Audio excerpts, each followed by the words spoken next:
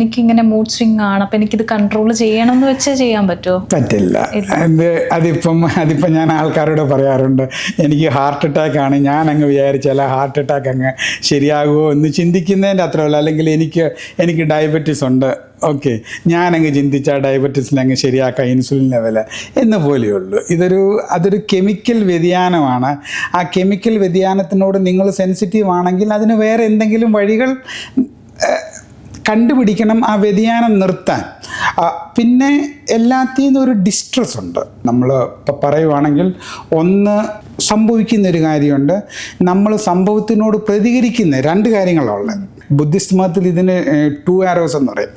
ആദ്യം നമ്മളെ സ്ട്രൈക്ക് ചെയ്യുന്ന ആരോ, like say somebody sensitive to ഈ തൈറോയിഡ് ഹോർമോൺ ഫ്ലക്ച്വേഷനിനോട് സെൻസിറ്റീവാണ്.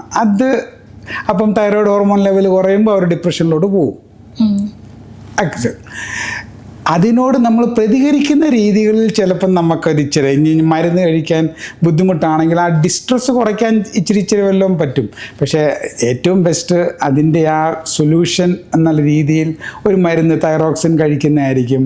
അല്ലെങ്കിൽ സ്ത്രീ ഹോർമോൺ PMDD സമയത്ത് ചില മരുന്നുകളുണ്ട്, അതൊന്ന് കഴിക്കുന്നതായിരിക്കും കൂടുതൽ ബുദ്ധിപൂർവവും കൂടുതൽ എഫക്റ്റീവ്.